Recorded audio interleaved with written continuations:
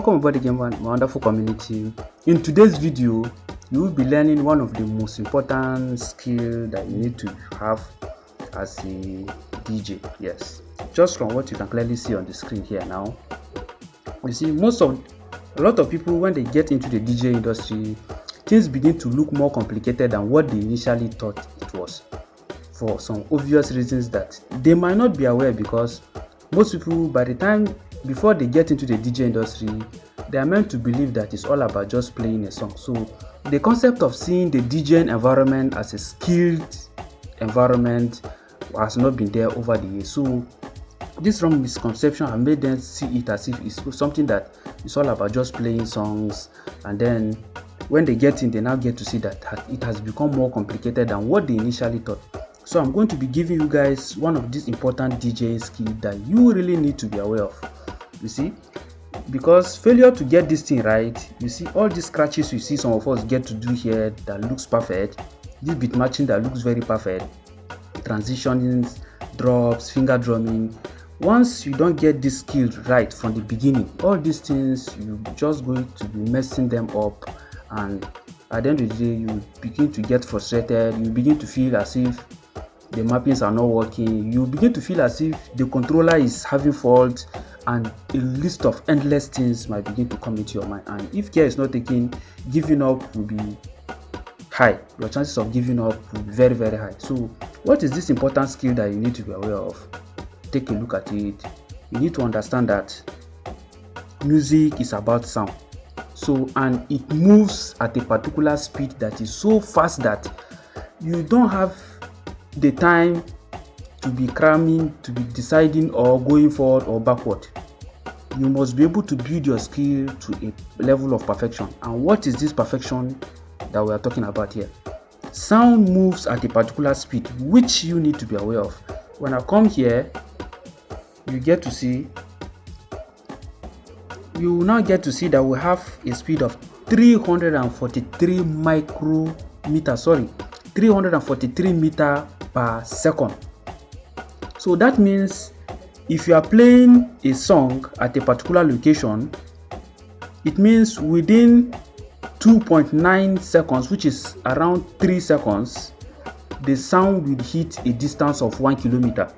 So this means if you are playing a song here, there is a distance between you and the person that is listening to it, and even you who is playing the song, there's also another distance between you and the processing of the device, both from your processor down to your speakers.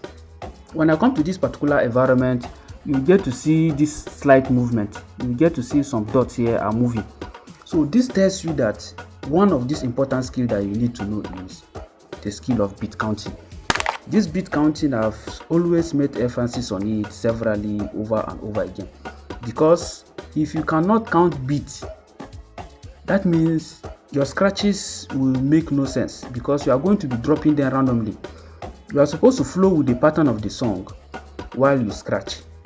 You are supposed to flow with the pattern of the song while you set your hot cue.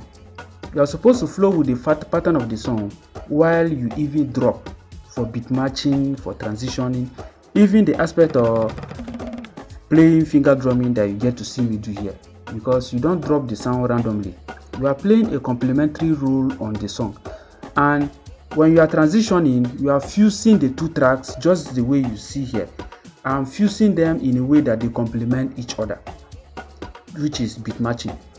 When you are beginning to turn off one of the track at that level, you are now running what you call a transition, just like what you clearly hear now. You can see one of the deck, this one is not, you are not hearing the sound, but you are hearing this one.